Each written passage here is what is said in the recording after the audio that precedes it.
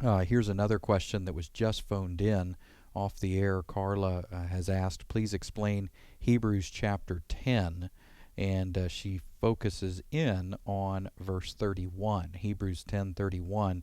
This has been a very scary passage for a lot of people. Perhaps the fear begins in verse 26. If we deliberately keep on sinning after we have received the knowledge of the truth, there's no sacrifice for sins that is left, but only a fearful expectation of judgment and raging fire that will consume the enemies of God. Anyone who rejected the law of Moses died without mercy. How much more severely do you think someone deserves to be punished who has trampled the Son of God? All right, so that's the beginning. This is how it starts. And you notice that it's a focus on rejecting. Look at what happened to those who rejected Moses. How much more will happen to those who rejected Jesus? So the fear comes in when we somehow think this is about Christians losing their salvation. But I remind you that it's not about that at all. Verse 26 and 27 announce that the audience here is the enemies of God. That's who will be consumed, the enemies of God, not the children of God, but the enemies of God. You'll notice also it says if we willfully or deliberately keep on sinning. Well, what kind of sinning does that mean? Well, it's interesting that if you read Galatians or Ephesians or Philippians or Colossians, there's all kinds of sinning mentioned. But in Hebrews, there's only one kind. Yeah, in the book of Hebrews, there's only one kind of sinning that is mentioned in 10 chapters. 10 straight chapters. The only type of sin mentioned is the sin of unbelief in the gospel, the sin of rejecting Jesus as Messiah.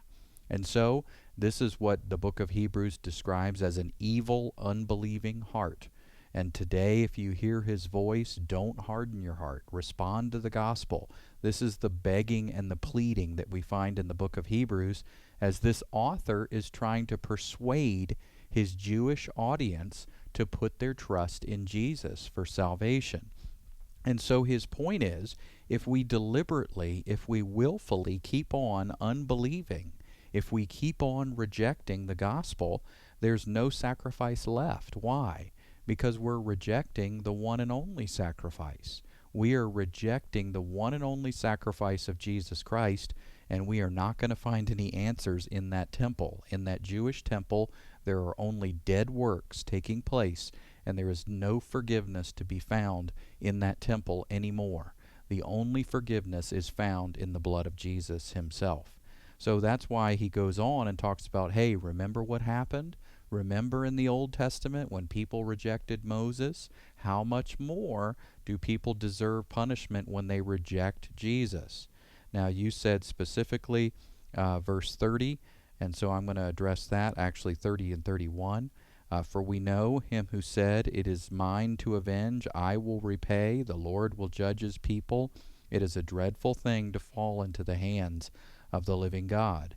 So that's the context. It's a dreadful thing for people to reject the gospel and reap the consequences. It is a dreadful thing for people to deny that Jesus is Messiah. So who is his people in this context? Well, it's the people of Israel. This is an Old Testament quote. The Lord will judge his people. It is from the Old Testament, referring specifically to Israel, to the Hebrews. And this is the epistle to the Hebrews. So this is not about Christians being scared. This is not about believers being threatened. This is not intended to bring us fear.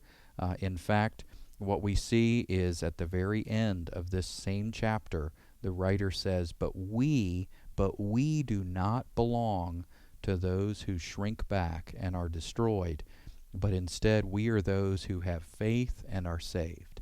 So he knows that it's been scary to read this paragraph. The author knows that. And at the very end, he clears it up and he says, but we, beloved, but we Christians, but we believers do not belong to those who shrink back. We are those who have faith and are saved. So, Carla, I hope that helps you as you look at verse 31. It's not intended to scare Christians one bit. The entire context, this entire second half of the chapter, is about those who rejected Jesus, those who refused to call upon his name, those who did not recognize him as Messiah, and therefore are regarded as enemies of God. And there was no sacrifice left for them because they were rejecting the cross itself.